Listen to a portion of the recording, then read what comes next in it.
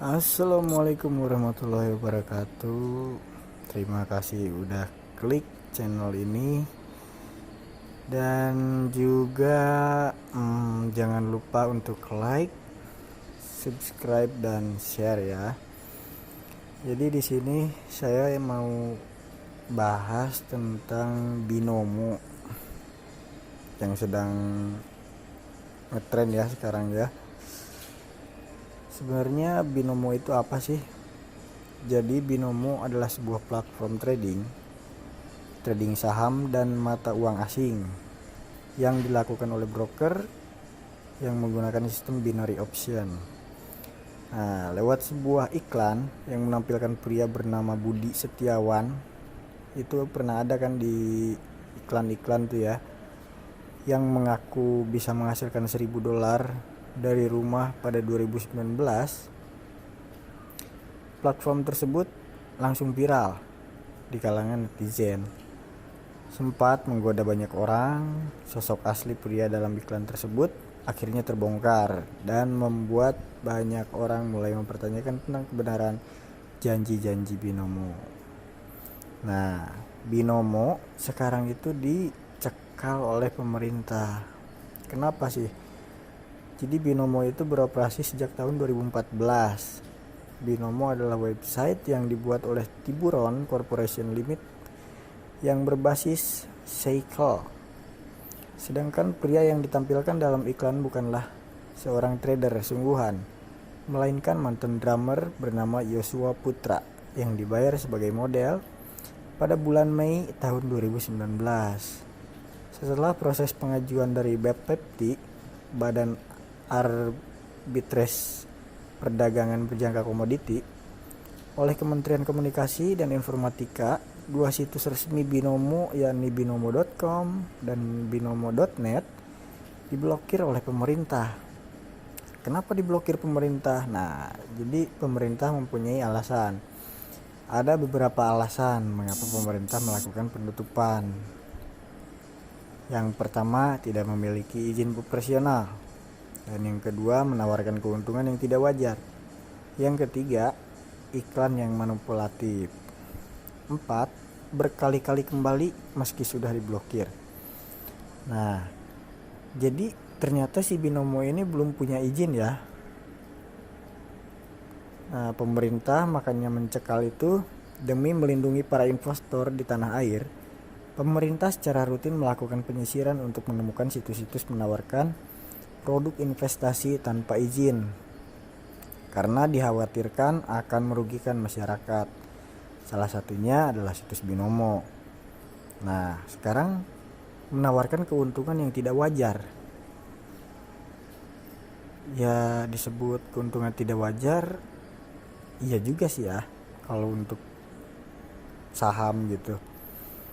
Jadi salah satu ciri-cirinya kayak investasi bodong, terus apalagi ya pokoknya nggak wajar lah untuk menawarkan investasi saham gitu ya. Jadi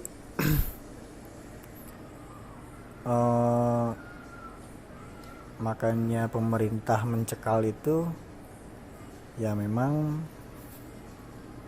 kalau menurut dari kalangan para investor tidak mungkin untuk segede itu gitu kan. Nah, lalu iklan yang manipulatif.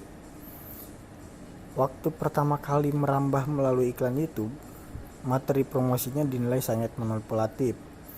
Orang-orang yang sudah berpengalaman di bidang investasi mungkin tidak akan tergoda. Namun dengan slogan, jutaan orang tidak menyadari bahwa mereka dapat menghasilkan $1.000 sehari tanpa meninggalkan rumah dan Anda adalah salah satu dari mereka. Itu bisa membuat siapa saja yang masih awam dengan dunia investasi, selain tidak menyebutkan tentang resikonya, iklan tersebut justru mengklaim bahwa bisnis binomo lebih aman ketimbang berbisnis lain. Ini bisa memicu kesalahpahaman bagi mereka yang tidak paham. Ya, kalau menurut saya juga memang ya juga sih ya. Kalau untuk misalkan untuk investor awal, kita untuk mau investasi awal, mungkin ya ini adalah platform yang terlalu beresiko gitu kan. Memang kalau misalkan kalian beruntung, kalian bisa mendapatkan keuntungan yang besar gitu kan. Namun juga kalian juga bakalan resikonya itu cukup besar ya. Kalian bisa habiskan uang itu dalam waktu beberapa detik saja gitu kan. Karena ya dalam trading itu kita harus bisa menghitungnya. Nah, lalu berkali-kali kembali meski sudah diblokir. Nah, setelah 2 situs awalnya diblokir oleh pemerintah, Binomo ternyata belum menyerah. Mereka kembali hadir dengan domain-domain baru untuk mengincar mangsanya. Walau sudah tidak bisa diakses, Binomo bahkan sengaja mengarahkan calon korbannya agar membuka situs mereka dengan menggunakan VPN. Jadi masih banyak cara juga ya Binomo itu untuk mengejar konsumennya agar bisa ikut. Nah, langkah ini seakan menjadi bukti bahwa Binomo memang tidak takut dengan larangan dari pemerintah. Selama ini pemerintah melalui Otoritas Jasa Keuangan dan Bapepti selalu melakukan pemeriksaan secara berkala terhadap entitas-entitas yang meresahkan seperti Binomo. Agar tidak terjebak dalam produk investasi bodong, sebaiknya kamu tidak mudah percaya pada janji yang too good to be true.